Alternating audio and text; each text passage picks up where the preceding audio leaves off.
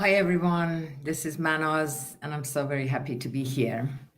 So we have just a few days between now and Thanksgiving, and we thought it would be a great idea to show you and everyone else that has supported Mona for the past several years through stories from the field of the impact you're making. So I have to let you know that this is not a choreographed piece. It's not scripted. I'm just talking to you from my heart, sharing with you what I have seen and my experiences for the purpose of just letting you know that every step we take in service to others really matters and really makes a difference. So the stories I will share with you are stories of different people, but they're also representative stories, which means that if I share with you a story of Callie, which is what I want to do today, you can also, it is about Callie, but it is also about many, many, many others like Callie, who were trained, educated, empowered, given voice the same way as she was given, and their lives were changed to the same measure. So today I want to start with the story of Callie, one of the most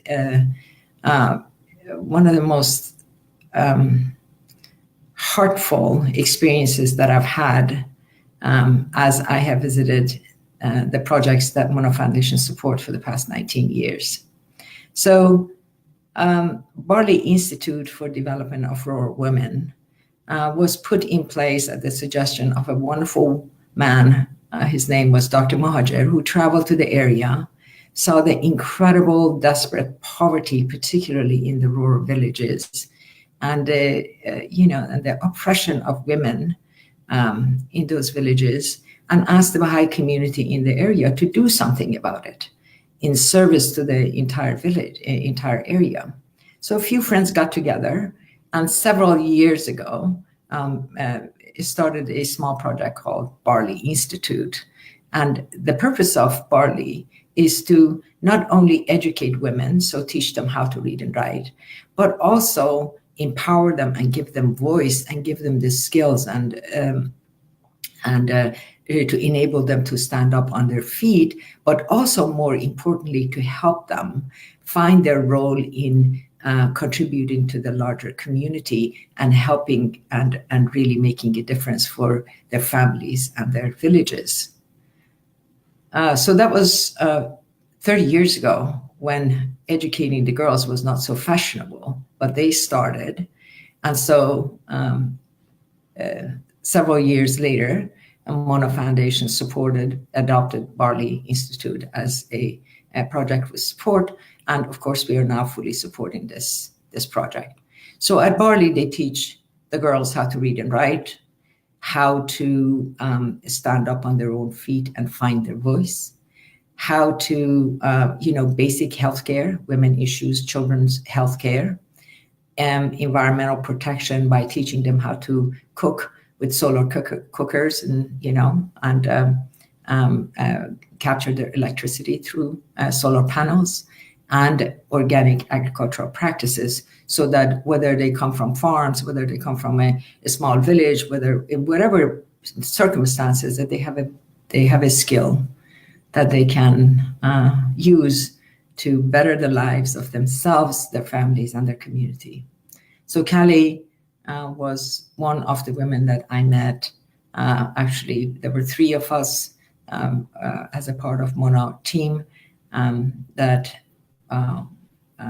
went. But I met Callie in the most recent visit that we made to her village, Alijaipur, around Indore, India.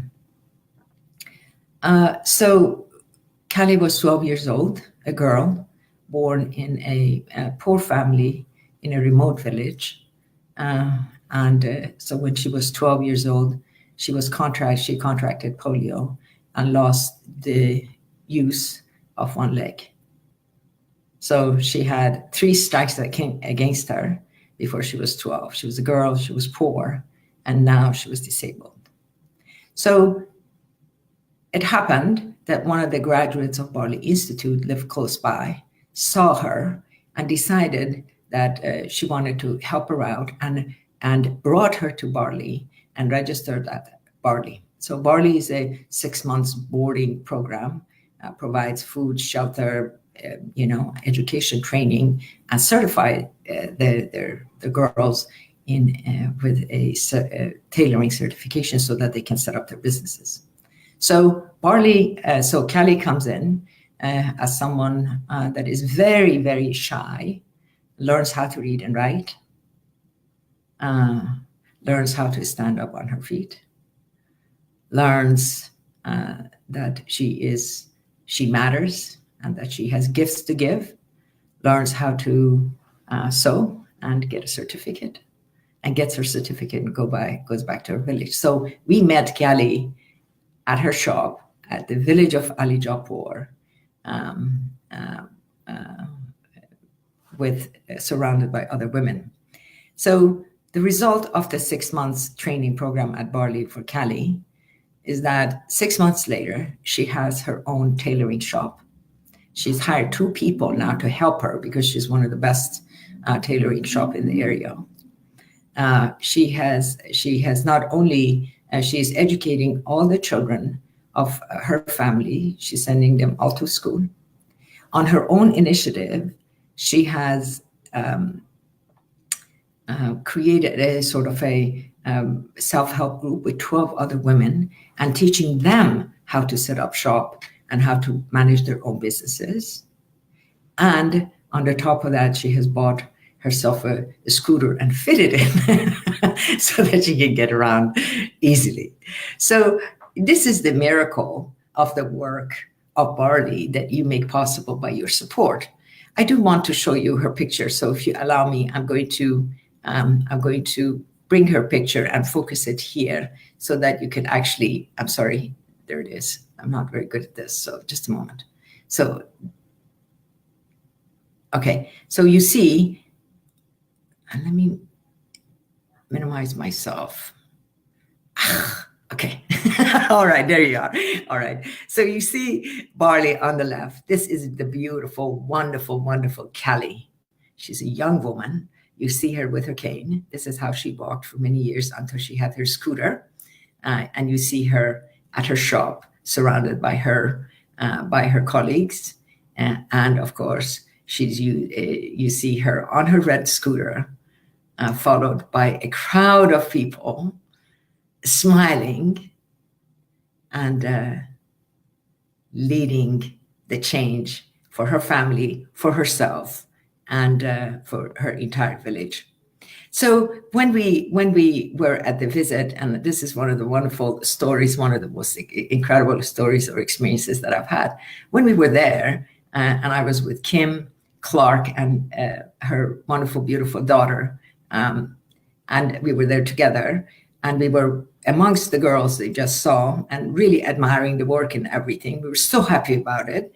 And all of a sudden, a man with big turbans and huge big beard and short and stocky started reaching out to us. And I just thought, oh my gosh, we are foreigners in this little village and very visible, and we're going to get beat up here. So I sort of shielded the other ones and stood in the front, and this wonderful turbaned man, very stocky, very scary looking, came forward and reached out her hand to us, to Kim and Charlotte, and said, I want to thank you for educating my daughter, because now she is the inspiration of our village.